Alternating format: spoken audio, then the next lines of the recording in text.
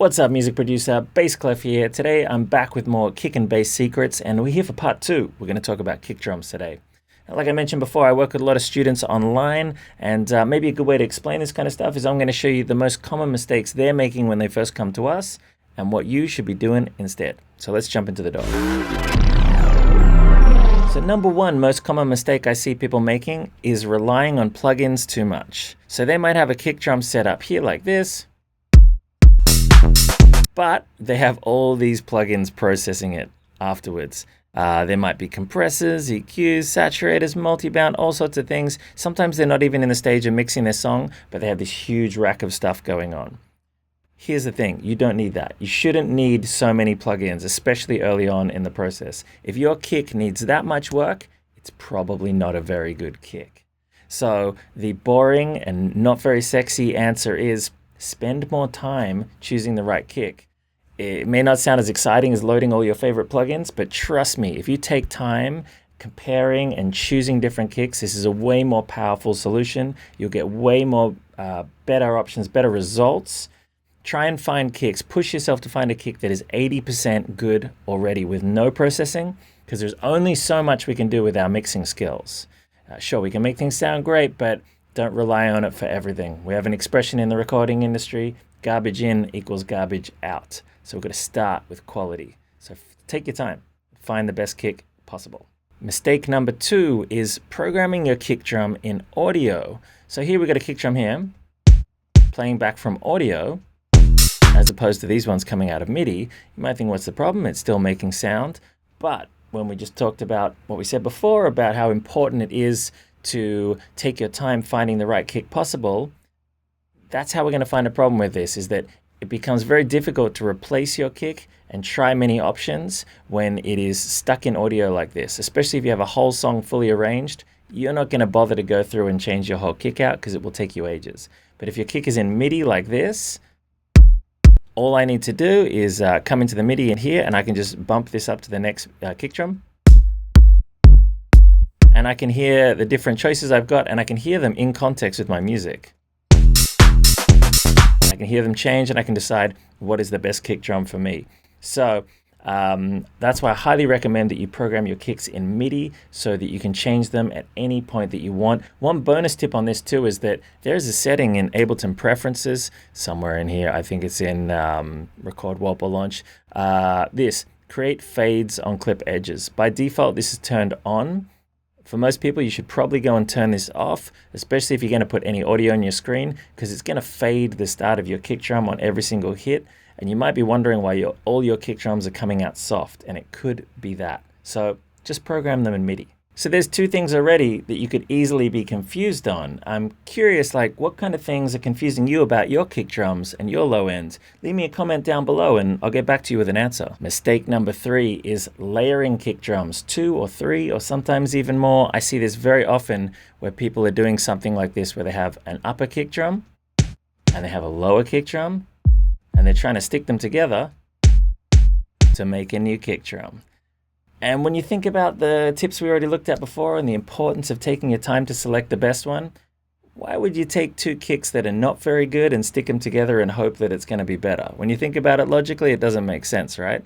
And when you listen to the audio of it too, it very rarely works out. It's actually much harder than you would expect to layer kick drums and get a great result. The people that make kick drums and have them on Splice and LoopCloud and all those spaces, the good sound designers, they're very skilled and they're making excellent kick drums, and you're going to get much better results by comparing different kick drums one sample at a time and picking the best one that fits well with your song, rather than trying to manually adjust these layers and put them together. You're going to deal with all sorts of phasing problems, especially when you're filtering like high ones like this and you're filtering your low one like this. You're going to end up with a dead spot at around about the point that the filters cross over, or if the filters cross over too much, you're going to end up with a bump there instead as well too.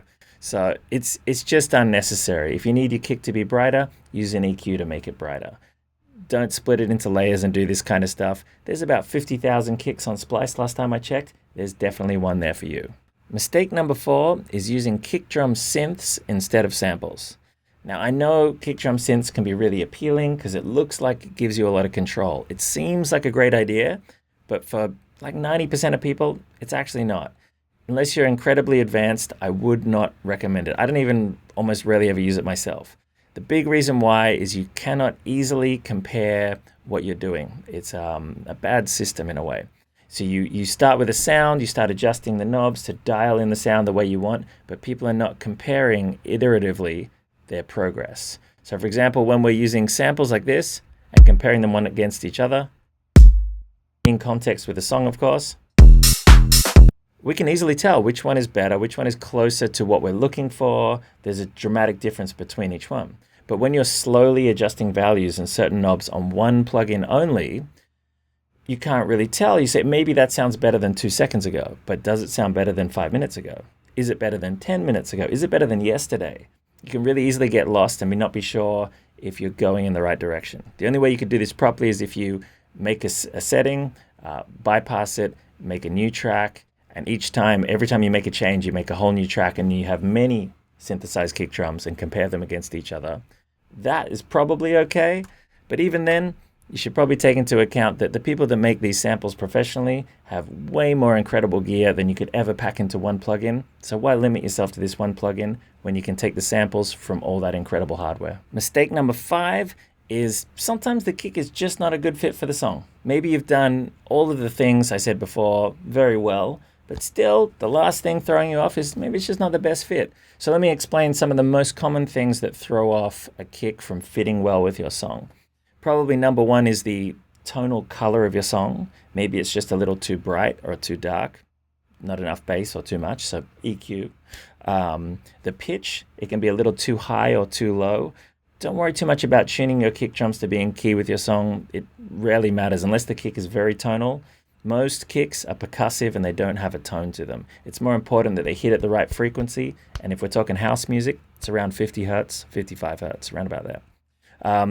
The other thing might be that it's too punchy or too soft. So considering the attack, is it hard enough? Is it soft enough?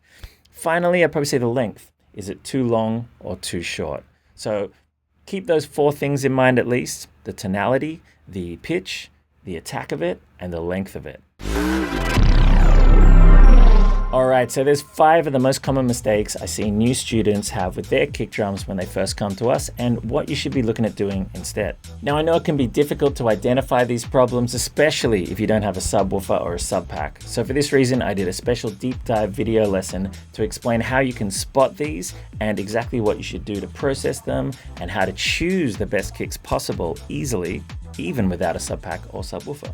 You can watch the full video for that right now by clicking the link on screen, and it's up in our Inner Circle group. I'll put a link down below too. Now, when you enroll into the Inner Circle, you can watch that video, of course, but also over 700 other videos in our catalog there. New videos are added each week, and you can also choose and vote for what videos you want us to make next. You also get access to our weekly feedback sessions with me and our other mentors, where we give you constructive feedback on your music in real time.